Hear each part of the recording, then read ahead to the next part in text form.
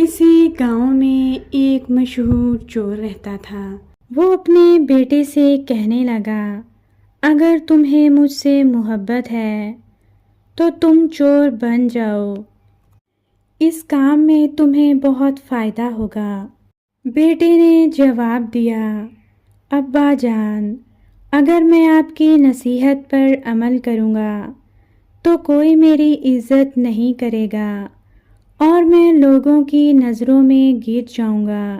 میں جس طرح دن رات محنت کرتا ہوں، میں اسی طرح محنت کرتا رہوں گا اور محنت کر کے ہی اپنے لیے روزی روٹی کماؤں گا اور عزت کی زندگی بسر کروں گا۔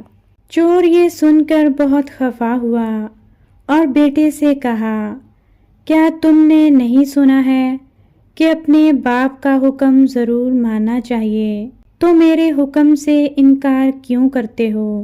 تمہیں چور بننا ہی پڑے گا ورنہ میں تمہیں گھر سے نکال دوں گا۔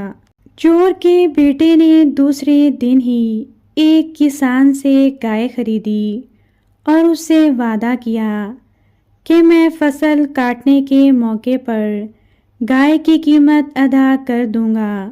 جب لڑکا گائے کو گھر لایا تو اس کے باپ نے سمجھا کہ یہ گائے وہ چرا کر لایا ہے، اس لیے اس کو شاباش دی۔ چور کے ذہن میں یہ خیال پریشانی کا سبب بنا کہ کہیں ایسا نہ ہو کہ کسان کو گائے کا پتہ لگ جائے اور ہم لوگوں میں رسوا ہو جائیں۔ کچھ عرصے بعد دونوں باپ بیٹا مزے سے گائے کا دودھ پینے لگے۔ دونوں ایک جتنا دودھ پیتے تھے، مگر چور روز بروز نڈھال ہوتا گیا، کیونکہ اس کے ذہن میں بار بار یہی خیال آتا تھا کہ کہیں گائے کی چوری کا راز کھل نہ جائے اور وہ رسوا نہ ہو جائے۔ دوسری طرف اس کا بیٹا موٹا تازہ ہو رہا تھا۔ ایک دن بیٹے نے باپ سے پوچھا، ابا جان، آپ روز بروز اتنے کمزور کیوں ہوتے جا رہے ہیں جبکہ میں تندرست ہوتا جا رہا ہوں؟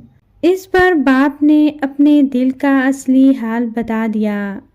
بیٹے نے کہا، ابا جان، آپ کوئی فکر نہ کریں، میں نے وہ گائے کسان سے چرائی نہیں بلکہ خرید لی تھی، اس لیے کوئی اس گائے پر اپنا حق نہیں جما سکتا۔